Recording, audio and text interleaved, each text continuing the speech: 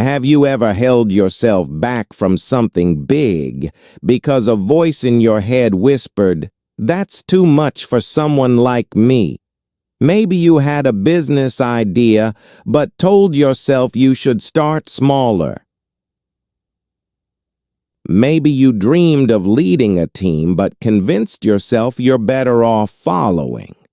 Or maybe you see others achieving extraordinary things and think they're different.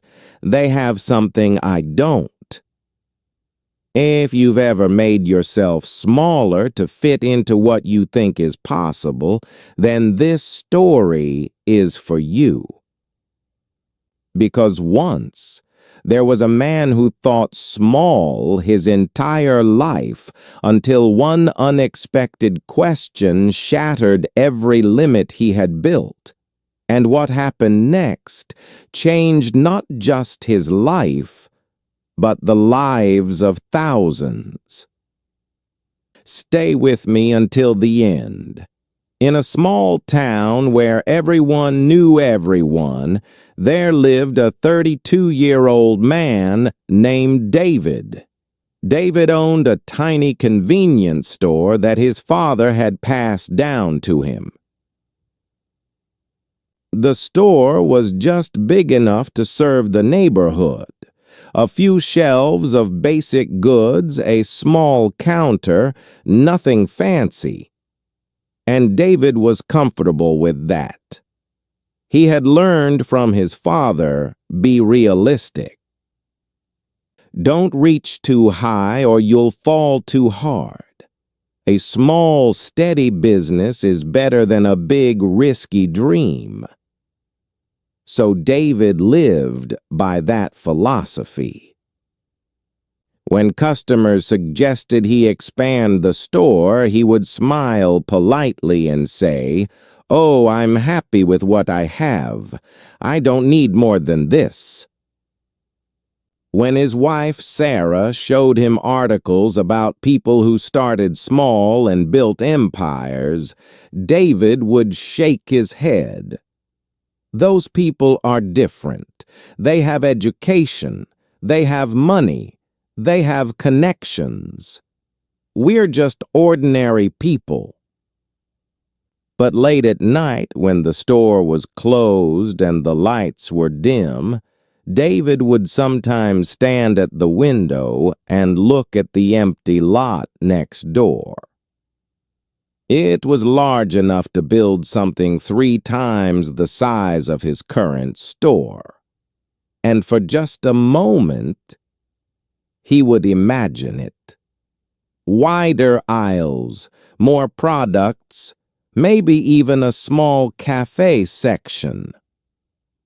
People gathering, talking, building community. But then the voice would come, "Who are you kidding? You barely manage this little shop.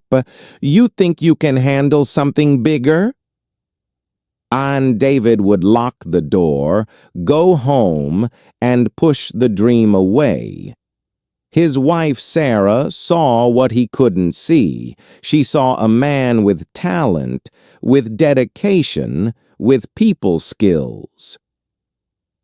She saw someone who could build something remarkable.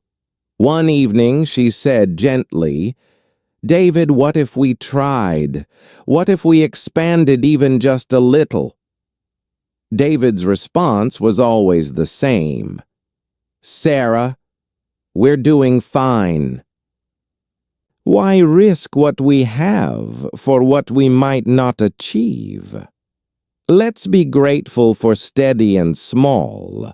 But steady and small was slowly suffocating him. He didn't realize it yet, but he wasn't thinking small because he was realistic. He was thinking small because he was afraid.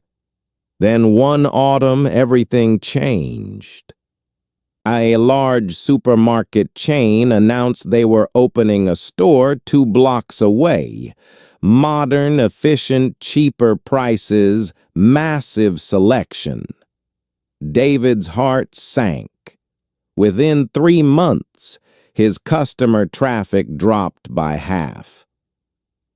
People he had known for years apologized as they walked past his store toward the supermarket. "Sorry, David. It's just more convenient there." David stood behind his counter, watching the hours pass.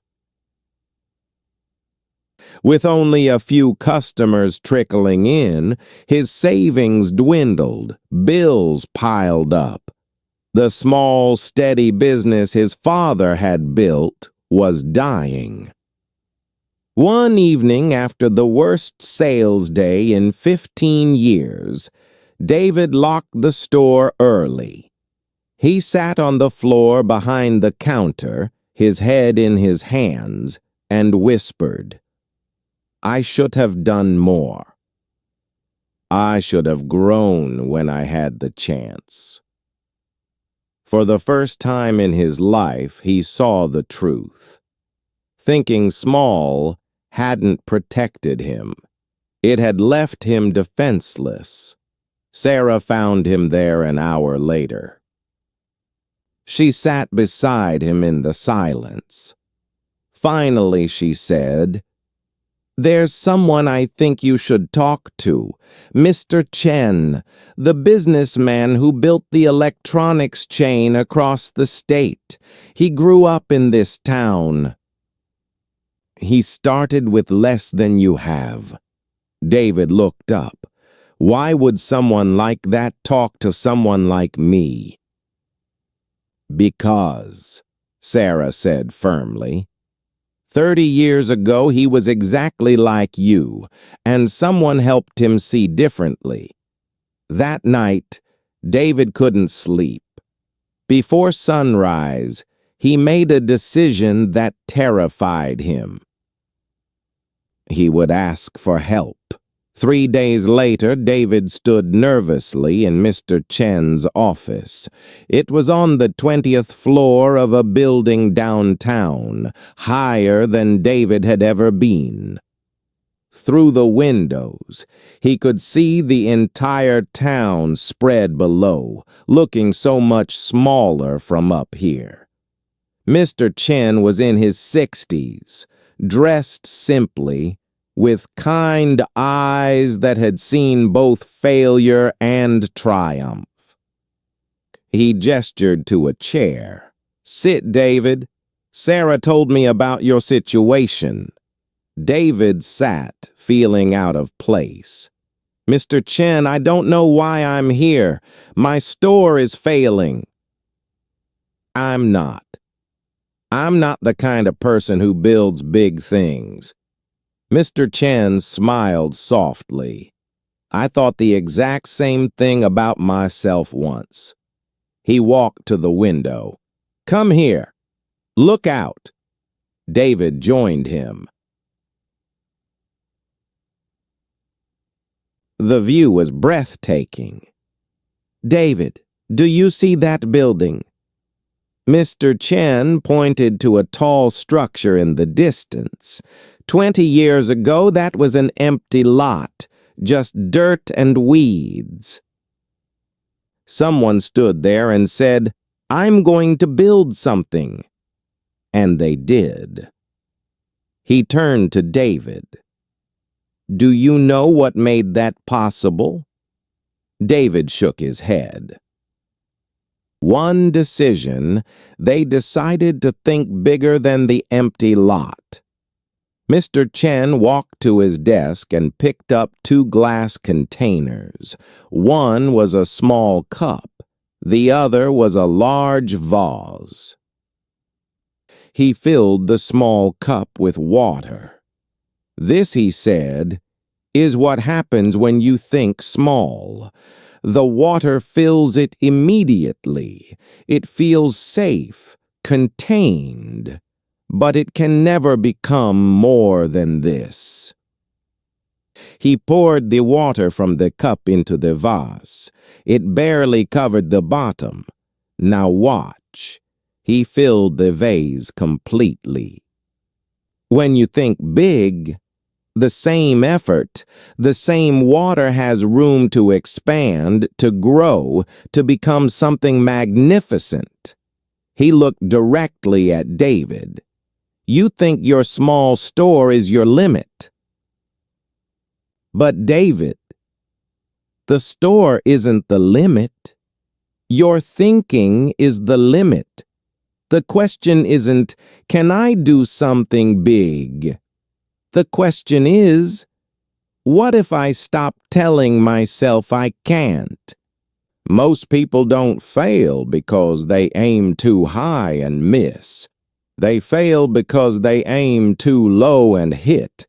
They spend their whole lives building small, safe things, never realizing they had the capacity for greatness. David felt something crack open inside his chest, a prison he didn't know he'd built. But Mr. Chen, he said quietly, what if I try and fail? What if I'm not capable? Mr. Chen smiled. David, let me tell you something I learned the hard way. The pain of regret for not trying is far worse than the pain of trying and failing, because failure teaches you. Regret just haunts you. He placed a hand on David's shoulder. You don't need to know how to build the empire today. You just need to decide that you're willing to think beyond the small cup. David left that office with his mind spinning.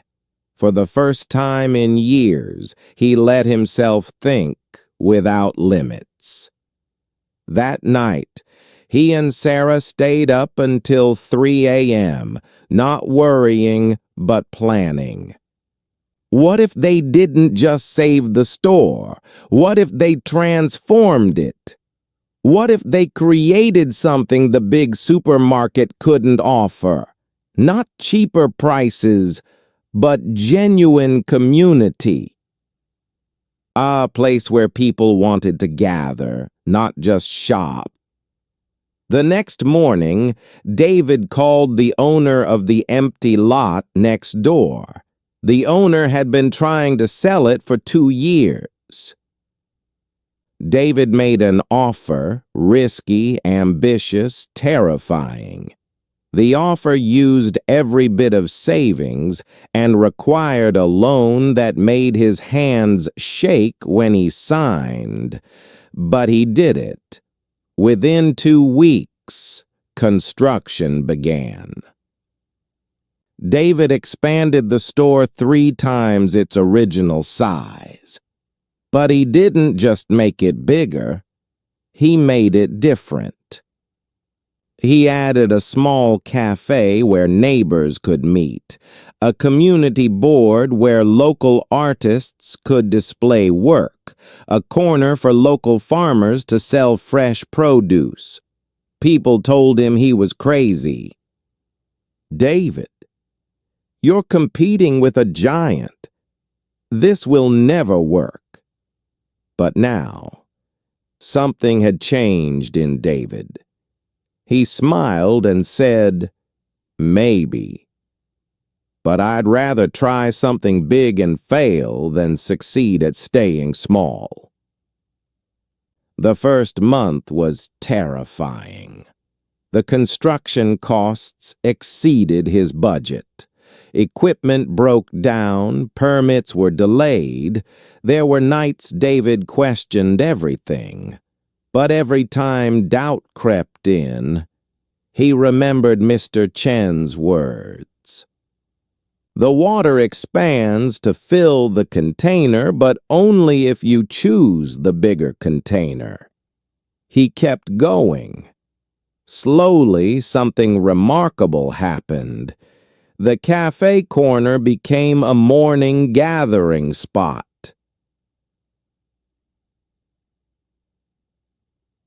The local produce section drew people who wanted fresh personal service.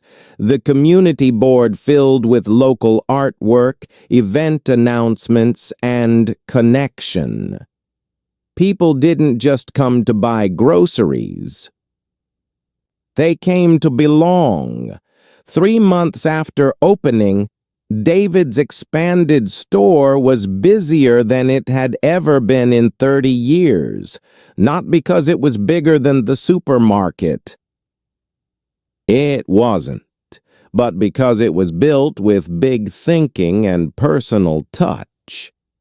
6 months later, David invited Mr. Chen to visit the new store. Mr. Chen walked through, observing everything. The bustling cafe, the farmer's corner, the artwork on the walls, the customers chatting like old friends. He turned to David with moisture in his eyes. You didn't just save a store. You built a community. David smiled. You taught me something I'll never forget. The size of my life was determined by the size of my thinking. I was living in a small cup when I could have had the whole vase. Mr. Chen nodded. And now you understand. You were always capable. You just needed permission to believe it.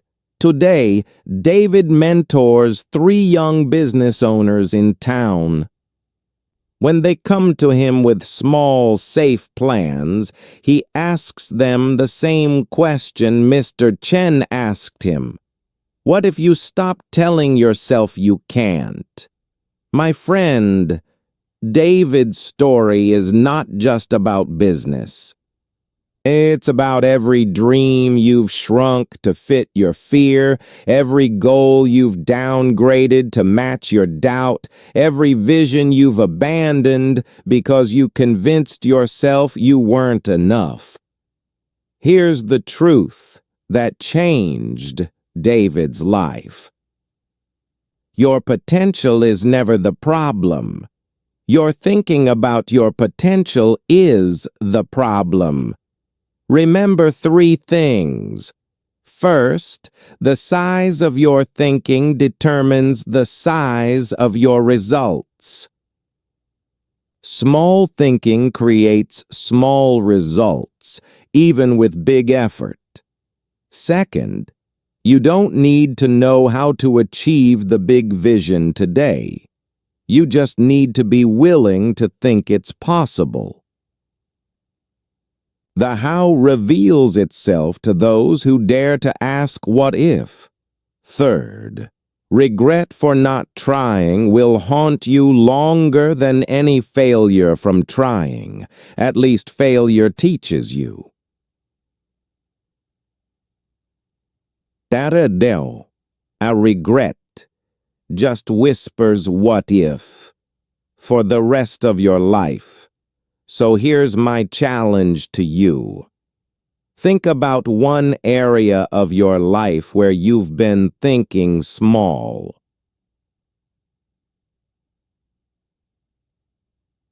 Maybe it's your career, your relationships, your health, your creative work. Now ask yourself, if I knew I couldn't fail, what would I attempt? Write that down. Don't judge it. Don't shrink it. Just write the big, audacious version, because you are not limited by your circumstances. You are limited by your willingness to think beyond them. And today, you can choose to pick up the vase instead of the cup. Contour. If this story inspired you to think bigger about your life, give this video a like and share it with someone who needs permission to dream. Thank you for being part of today's story. Remember, every story you hear is a new step on your journey to mastering English. If you found this video helpful, please give it a like and subscribe to Read and Rise English. Together, let's learn, grow, and rise. Until next time, keep reading and keep rising.